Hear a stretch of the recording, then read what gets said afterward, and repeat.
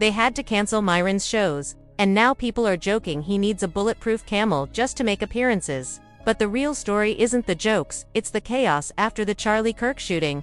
With black and white communities clashing online, and Myron Gaines desperately chasing Tariq Nasheed's attention. Let's break it all down. Myron's schedule had to be cancelled, and now he's visibly shaken, scared, even emotional. The question people are asking is, what happens next? Should he have extra security? Does it take something extreme, like a bulletproof ride, just to keep him safe at appearances? The past 2 days have been nothing short of chaotic, particularly when it comes to the racial conversations playing out online. Reactions have been polarized. Some are rallying behind Charlie Kirk, while others are openly criticizing him. The fallout has been so intense that a few individuals have already lost their jobs over it, but the sharpest conflicts are happening between digital voices, especially on X, where content creators on both sides of the ideological divide are clashing non-stop. On one side, you have figures aligned with Charlie Kirk, like Myron Gaines and Walter from Fresh and Fit. On the other, the grassroots black community led by voices like Tariq Nasheed are ramping up the pressure and refusing to step back. That stance has brought Tariq a wave of criticism, but it hasn't slowed him down. He's been pointing directly at what he sees as hypocrisy within white communities, especially now that the alleged shooter has been identified. Tyler Robinson, a registered Republican and Trump supporter. Tariq's posts call out the irony. While some attempt to pin violence on black communities, the suspect in this case comes from a conservative, law enforcement family background. Tariq's argument has been focused not on insults or slurs, but on receipts, evidence drawn from Charlie Kirk's own words and history. While Kirk has worked with black conservatives like Candace Owens, Tariq argues that such alliances don't erase his harmful impact on black communities. From Tariq's perspective, the evidence speaks for itself, and much of it is hard to dispute. Meanwhile, Myron Gaines has taken a different approach. Since he can't easily counter Tariq's evidence point for point, he's been trying to draw Tariq's attention on X. Even though Tariq has largely ignored him, Gaines has leaned into imitation, echoing Tariq's critiques but flipping them back on him. For instance, after Tariq posted that Charlie Kirk had no major achievements, no intellectual contributions, and no grassroots credibility, Gaines responded with a near-identical line, this time aimed at Tariq himself. Myron Gaines has been relentless in trying to bait Tariq Nasheed's attention. He reposts Tariq's content, throws insults, and even stoops to demeaning language, calling Tariq a monkey and labeling him the biggest piece of trash he's ever seen. He repeated the same attacks across multiple accounts, but despite his persistence, Tariq hasn't given him a single response. When that didn't work, Myron escalated by sending some of his supporters into one of Tariq's Twitter spaces. One of them, a man named Max, jumped into the discussion. Max immediately leaned into the same talking points, accusing Tariq and his listeners of celebrating the death of a white man, in this case, Charlie Kirk. Tariq and others quickly shut down that framing, reminding him that nobody was celebrating death. They were discussing Kirk's history and legacy. The point wasn't glee over tragedy, but an honest critique of his actions while alive. The exchange highlighted a deeper problem. When confronted with facts that can't easily be argued against, Kirk's defenders like Max or Myron are forced into exaggeration, distortion, or outright disrespect. Rather than debating the evidence, they rely on name-calling and projection. For Myron in particular, this is the role he plays, positioning himself as the good black voice within alt-right spaces. He covers ground that white allies of Kirk cannot, because for them, openly attacking Tariq could mean real consequences like losing jobs or damaging reputations. Figures like Brandon Tatum, Candace Owens, and Myron Gaines step into that gap.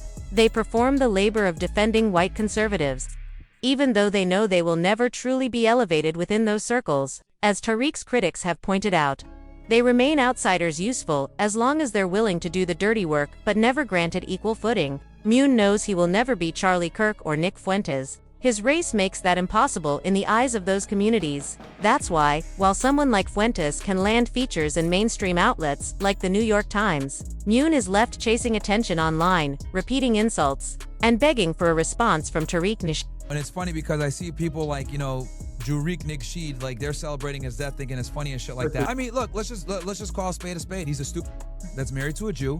Like, let's just call a spade a spade. Like, this is some niggerism behavior, right? And this is why a lot of people don't like the black community. This is why they get made fun of. Myron has shifted his narrative to claim that black people lack empathy, and that this is why they aren't respected, especially in the wake of Charlie Kirk's death. But that framing is misleading at its core. Respect does not come from whether people like you, it comes from leverage. Sympathy and empathy might make someone more palatable, but they don't translate into systemic access, political capital, or financial power. Even if every Black voice across social media lined up to mourn Kirk publicly, it wouldn't magically open doors into white-owned businesses, elite institutions, or the circles where generational power is protected. Historically, Black people who've bent over backward for validation from outside their community have found themselves met with the same closed doors as those who never tried. The gatekeeping doesn't vanish just because one is polite or empathetic. What Myron fails to understand is that in power politics, respect is tied to what you can make others do, not how much they like you. Nations don't respect each other because of affection. They respect each other because of consequences, because of strength, because of the ability to compel or resist. Think about it this way. During the Civil Rights era, Black leaders did not earn concessions simply by pleading for sympathy from white America. Sympathy wasn't enough. Progress came because mass organizing, protests, and collective action made it impossible for the United States to continue ignoring them, especially with international pressure building during the Cold War. The strategy wasn't "please like us," it was "we will not let you maintain this status quo without cost." That's leverage. Now, let's bring this back to Myron's career. His fresh and fit platform once carried massive potential. He had found a formula that resonated with a wide audience: relationship debates, social commentary, and unapologetic discussions about gender dynamics. Whether you agreed with him or not, he had carved out a space that had viral energy, and importantly, he wasn't locked into one demographic lane. By keeping his audience mixed, appealing to different racial groups, but never losing the connection to Black viewers, he could have built something lasting, scalable, and culturally relevant. But instead, he gambled. Myron saw an opportunity in conservative white-dominated red pill circles, and decided that was the wave he needed to ride. He started playing into narratives that catered more to conservative audiences than to his original base. At first, this may have seemed like a smart business move. After all, conservative media has funding, visibility, and built-in platforms. But here's the catch. Those spaces are designed to elevate figures who look like Charlie Kirk or Nick Fuentes. Whiteness itself is a part of the entry requirement for real power in those circles. Black conservatives who align themselves with these spaces are tolerated, sometimes even praised, but never truly embraced as equals. They're showcased as proof that the movement isn't racist, or used as attack dogs against their own community. Their presence is conditional. They're useful as long as they're willing to criticize Black people, minimize racism, or provide cover for policies that disproportionately harm their own. But usefulness is not the same as belonging. And when their role is no longer necessary, or when they step outside the lines, they're discarded quickly. We've seen this pattern over and over. Clarence Thomas sits on the Supreme Court, yet even he is still regarded with suspicion by many within conservative spaces, respected for his rulings, but rarely celebrated the way white justices are. Herman Cain rose during the Tea Party wave but was sidelined just as quickly when he stopped serving his function. Candace Owens, despite her visibility, often finds herself boxed in as the token Black voice rather than a central architect of conservative policy. The point is clear. These spaces don't create room for Black leadership at the top. They create room for Black utility at the bottom. This is the trap Myron fell into. By abandoning his original formula and overinvesting in conservative validation, he traded real ownership for temporary visibility. He gave up a lane where he could have had influence, choosing instead to play a game that was already rigged against him. His gamble cost him the chance to build something independent and authentically his. And now, as his attempts to be accepted fall flat, we see the desperation in his attacks on figures like Tariq when he claims that Black people aren't respected because they lack empathy. He's parroting the language of those who will never elevate him. Respect doesn't come from tears shed for Charlie Kirk. Respect comes when you force others to acknowledge your power, your organization, and your unity. Look at Russia. The US doesn't respect Russia out of affection. It respects Russia because it has nuclear weapons, because it can shape global markets, because it can disrupt American foreign policy. Look at China. No one in Washington likes the Chinese Communist Party, but entire industries in the US are shaped by the need to compete with China. That's leverage. Other nations operate on the same principle. The UAE, despite being small, commands global respect by controlling oil wealth and transforming Dubai into a global hub. Singapore is respected not because of sentiment, but because of economic efficiency and technological prowess. Respect in the global arena is about forcing others to cover ground they wouldn't otherwise cover. You don't beg for validation, you make yourself unavoidable. Contrast that with Myron's approach. He is not making white conservatives respect him, he is performing for them. His value is measured by how loudly he can attack other black people. But this is not power rights entertainment for people who will never hand him the keys to the kingdom. He is chasing token status, hoping for a pat on the head, when what's really needed is independence and solidarity with his own. That's why his fixation on Tariq Nasheed is so telling. Tariq represents the opposite strategy, building power within the black grassroots community, holding others accountable with receipts, and refusing to seek validation from outside. Tariq may be controversial, but he commands attention because he creates conversations that others are forced to respond to. Whether people agree with him or not, they cannot ignore him. That is leverage. Meanwhile, Myron is stuck trying to prove he's the good black guy who can stand up to a so-called black supremacist. He wants to be able to say, "Look, I humbled one of your enemies. Doesn't that earn me a place at the table?" But history shows that table was never built for him. He can mock his own people, call them slurs, and bend himself into knots to prove his loyalty, but the ceiling is fixed. He will always be the guest, never the host. And here's the tragedy. In chasing that acceptance, he lost the chance to build something that could have made him a host in his own right. He could have been a figure with independent influence, able to shape his own platform instead of seeking scraps from someone else's. But he chose validation over ownership. And that gamble is one he cannot win.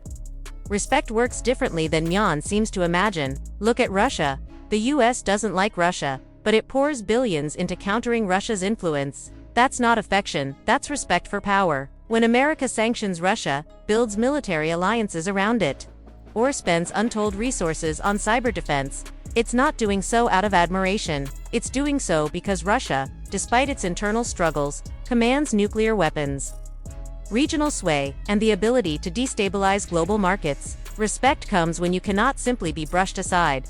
The same dynamic plays out with China. American politicians may rail against China daily, calling out human rights issues or intellectual property disputes. The rhetoric is constant, almost ritualistic. Yet beneath the noise, US corporations, investors, and policymakers tread carefully. They know that China is too big, too entrenched, and too economically vital to ignore. China manufactures the goods Americans consume daily, finances US debt through treasury holdings, and influences global supply chains from Africa to Latin America. Even when Washington talks tough, the actions reveal caution. That is respect, not affection, but recognition of leverage.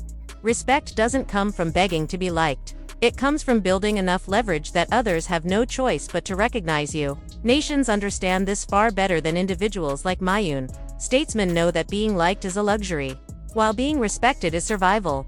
Take smaller nations as well. Singapore isn't admired because of warm feelings or cultural charm. It's respected because of its discipline, efficiency, and ability to transform itself into a global economic hub, despite its small geographic size and lack of natural resources. Singapore commands attention because global corporations cannot ignore its shipping routes, its financial centers, and its model of governance that, while not without criticism, delivers results. The UAE follows a similar blueprint.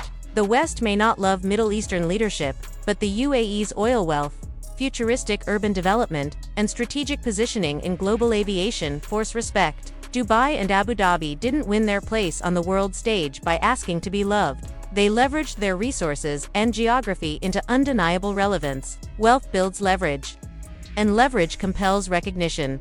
These nations understand a truth that individuals often forget.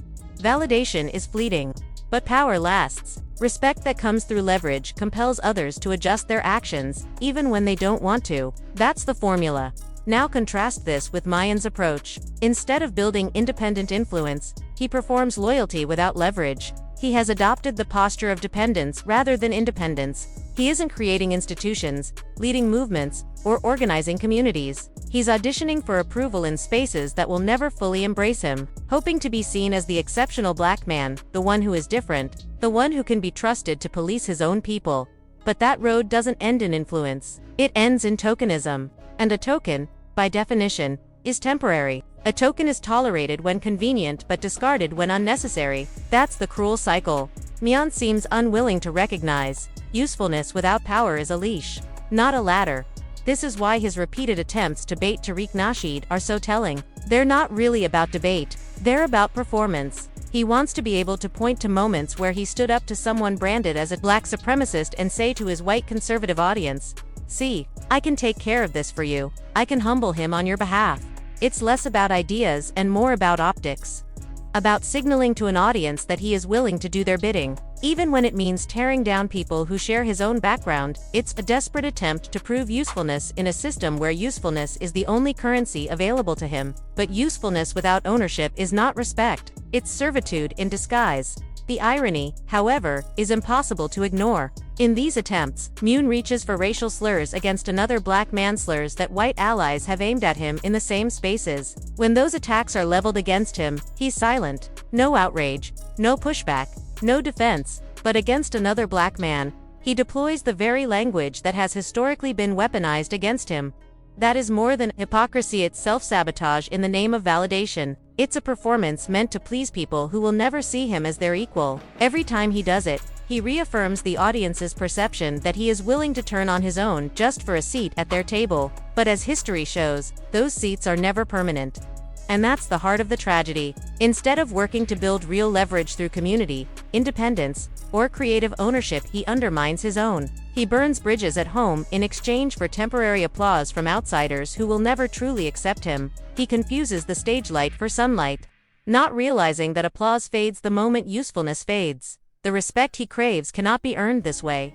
Because respect without power is an illusion. It's the approval of an audience, not the recognition of equals. History offers countless warnings here. Booker T. Washington sought compromise with segregationists, and while his economic uplift strategies had merit, his constant appeasement created rifts within the black community. In contrast, leaders who built power structures, Marcus Garvey with the Union, or Malcolm X with organizational independence, forced respect, even from opponents who despised them. They weren't loved, but they were acknowledged as forces to be reckoned with. Things aren't looking up for Myron. If anything, the road ahead is getting rougher. He's boxed himself into a corner. In the spaces he seeks validation from, he'll always be a token, useful but replaceable. The moment someone more compliant, more entertaining, or more marketable appears, his role will diminish. In the spaces he came from, he's lost credibility by mocking his own people. That's not a sustainable position. This isn't new. History is filled with figures who traded homegrown legitimacy for outsider validation. They may enjoy temporary platforms, book deals, or TV appearances, but eventually, the contradiction catches up with them. They find themselves isolated, neither fully embraced by those they seek approval from, nor fully trusted by those they abandoned. Time will tell how long Myron can keep up this balancing act. But the pattern is already clear. Without leverage, without ownership, without community, he's chasing respect down a path that doesn't lead to it, and this raises a bigger lesson, one larger than Myron himself. Chasing acceptance is not the same as building power. Approval is granted. Power is earned. Approval is conditional. Power is durable. History is full of examples where marginalized groups gained ground, not because they were liked, but because they became too organized, too resourceful, and too united to be ignored. The labor movement in the United States didn't win concessions from industrial titans because workers were charming. They won because strikes threatened to grind the economy to a halt. Women didn't secure the right to vote because they were suddenly admired. They secured it because they organized, lobbied, and forced their voices into political life. Civil rights victories were not handed out of generosity. They were compelled through marches, boycotts, legal challenges, and a collective leverage that made America confront its contradictions. Respect followed results, not requests. The same is true globally. Anti-colonial struggles from India to Ghana did not succeed because colonial powers suddenly liked their subjects. They succeeded because the cost of maintaining empire outweighed the benefits. Leverage created independence. That's the formula Myron has missed. Respect without leverage is counterfeit. Respect without ownership is an illusion. What he pursues is applause, not power. And applause fades. If there's any lesson to draw from his story, it's this: validation is fragile, but leverage lasts. The real work is not auditioning for approval, but building something undeniable. And with that, family, what's your take? This has been your boy OD Jackson. Back again with another episode of the Celebrity Junk. I appreciate every one of you for tuning in, for liking, for sharing, and for keeping these conversations alive. Make sure you hit that subscribe button, tap the bell, and stay locked in because the breakdowns are only getting deeper. and the truth is always worth discussing.